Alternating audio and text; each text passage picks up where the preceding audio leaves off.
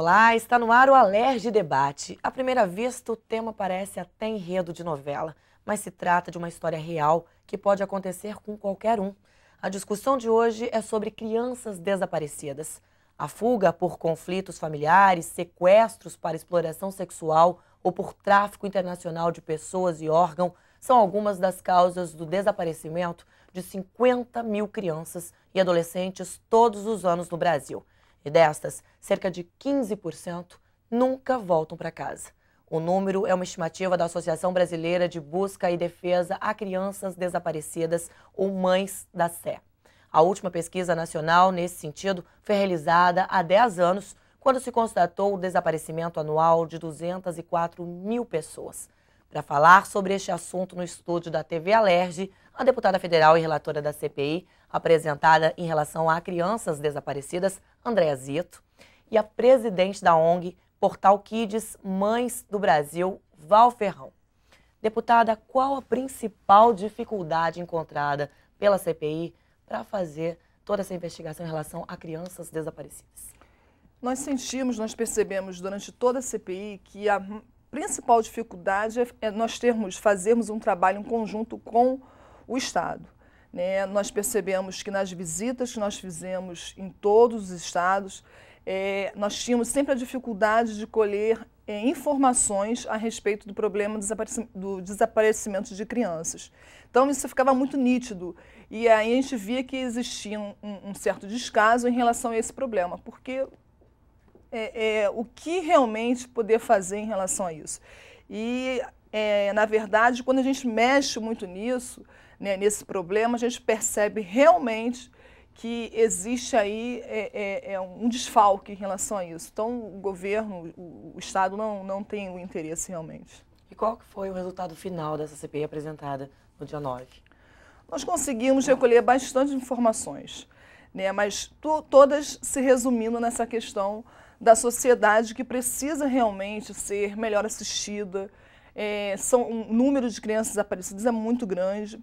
Apesar de haver uma estatística da Mães da Sé, a gente não pode dizer que essa estatística ela é realmente consistente, ela é realmente real, porque nós tivemos até mesmo problemas em relação a isso. Solicitamos através de requerimento que os estados passassem para a gente uma estatística de quantas crianças desaparecidas naquele determinado estado, e nós não recebemos informações. Então, como realmente ter uma estatística a respeito do número de desaparecimentos de crianças quando a gente não tem, como eu falei antes, esse apoio? Teria que ser uma via de mão dupla. Então, esse trabalho, praticamente, quando nós conseguimos fazer algo, quando nós conseguimos realmente buscar informações, era sempre com ONGs, como foi o caso, por exemplo, do Portal Kids. Por que esse problema ainda é subestimado aqui no Brasil? Falta de informação? Não, para mim, como eu falei, para mim é realmente uma falta de interesse do Estado e, sem dúvida alguma, também a sociedade que não despertou para isso.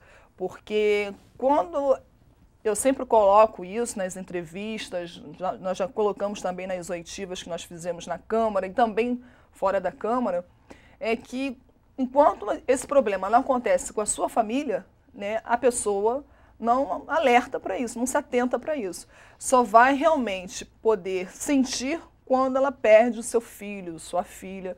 Então, a sociedade também, de uma forma geral, precisa estar atenta para isso. Deputada, você tem uma média de quanto o governo gasta por mês ou por ano com propagandas de crianças desaparecidas? A informação que nós tivemos é que a dotação ela variava em torno de 11 milhões e alguma coisa, E, na verdade, foi empregado apenas 1 milhão e também alguma coisa. Então, nós tivemos uma dificuldade em relação a isso. Foi quando, no relatório, eu apresentei que houve uma falta de seriedade, houve realmente um descaso do governo em relação também à parte do orçamento.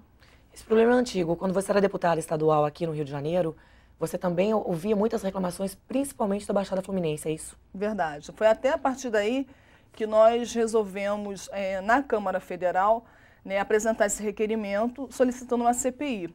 Porque aqui, até mesmo por ser muito conhecida na Baixada Fluminense, o que acontecia muito era as mães, de buscar, as mães baterem realmente na nossa porta, na porta da Andréa Zito, enquanto deputada estadual, pedindo, pelo amor de Deus, uma solução para o problema, né? Porque ia à delegacia e acontecia o problema, né, de não quererem fazer o registro, e aí realmente chegavam para a gente e queria, de alguma forma, que esse problema fosse solucionado. Então, eu tive uma aproximação muito grande com essas mães, mas não podia fazer nada. Então, foi quando, na Câmara, assim que eu cheguei, eu apresentei um requerimento, porque eu achei importante que esse problema não se resume apenas à Baixada Fluminense, né, em todo o país. E foi criado pela Secretaria Especial de Direitos Humanos um banco de dados. E isso ajudou, esse banco de dados de pessoas desaparecidas, nessa CPI, ou ajuda a encontrar essas pessoas? Fica mais fácil ou não? Para mim, infelizmente, ainda não. Eu tenho uma opinião muito... Às vezes as pessoas dizem que é até agressiva em relação a isso. Essa lei foi aprovada, mas, para mim, esse cadastro ele é ineficiente. Nós precisamos ter muito mais informações. Porque aquelas informações que constam ali, não tem como você conseguir realmente fazer uma busca em relação às crianças a partir daquelas informações que constam naquele cadastro. Então, para mim, a lei existe, né, é louvável, mas é realmente ineficiente. Val Ferrão, você como presidente de uma ONG que cuida dessas crianças desaparecidas no Rio de Janeiro, esse banco de dados também não resolve completamente a situação? Eu não acho que a opinião da deputada Andréa Zito é agressiva. Ela só está dizendo a verdade. Às vezes a verdade dói. Realmente, eu também considero o cadastro ineficiente. Esse cadastro deveria absorver todas as informações de instituições não governamentais, como a nossa, como a das Mães da Sé e outros que existem pelo Brasil. Interligar, ter maior contato com a polícia, cobrar, divulgar melhor, porque o cadastro não é divulgado. Então, precisaria haver um sistema de divulgação e até nas emissoras de TV, eu acho que o cadastro só vai funcionar realmente e ser eficaz quando se discutir, principalmente com quem trabalha com esse problema do desaparecimento de crianças de forma eficiente, como o cadastro poderia ser melhor e absorver toda a sociedade. Por exemplo, nós não fomos consultados.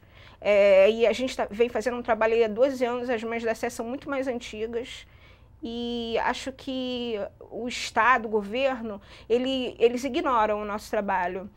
Tanto que a gente não tem acesso ao cadastro, a gente não pode mandar uma informação para lá. Tem um menino que a gente já localizou há muito tempo que está lá no cadastro, eu peço para tirar e até hoje não foi retirado. Então, são coisas que a deputada realmente está dizendo a verdade. A iniciativa é ótima, mas tem que ser uma iniciativa de forma eficaz. E aqui no Rio de Janeiro, como é tratado esse problema?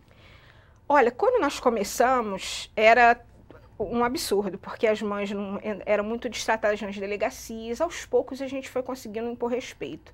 Só que ainda não existe uma política de atendimento que favoreça essas mães. Por exemplo, elas vão às delegacias, próximo das suas residências, registrar os casos. Muitas delegacias nem sabem que o registro de ocorrência é imediato, que neste momento as delegacias têm que se comunicar com as outras, isso não é feito, tem que se comunicar às rodoviárias, aeroportos, isso não é feito. Então, o que acontece? Que as mães relatam para a gente, e alguns policiais em off dizem que é isso mesmo, até por falta de estrutura.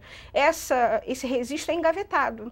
15 dias depois, ele é mandado para as delegacias de homicídios, né, de setores de descoberta de paradeiros que cuidam desses casos, mas só depois de 15 dias essas delegacias já estão abarrotadas. Então, assim, toda a investigação que é feita, eles mesmos dizem para a gente, nós não temos condição de investigar. É feita pelas mães, sem condições, porque elas estão muito desestruturadas no momento que acontece, ou a nossa instituição tenta ajudar, mas ainda não existe. A nossa luta antiga é para existir uma delegacia especializada. Acho que tem que existir uma delegacia em cada cidade e também se comunicar umas com as outras.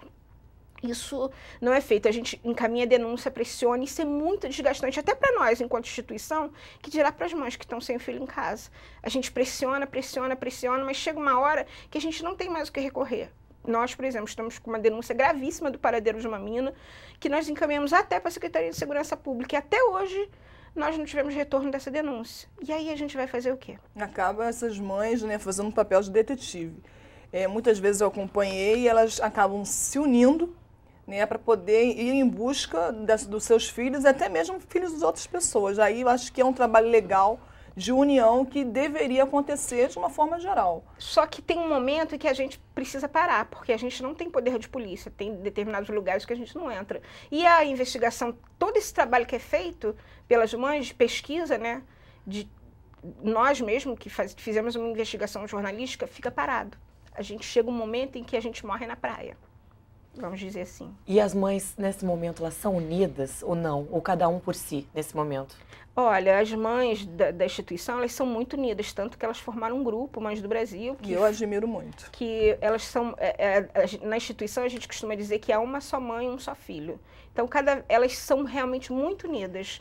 Uma dá apoio à outra, até através dessa união delas, que a gente foi identificando, a partir do momento que a gente foi trabalhando com elas, porque a gente via que uma dava força à outra, e que através dessa força, elas iam conseguindo sobreviver. Nós criamos um projeto que é inédito, acredito, no Brasil, de apoio de atendimento psicológico, que é parecido com os dos alcoólicos anônimos. Uma mãe dá força à outra, e foi coordenado por um psicólogo.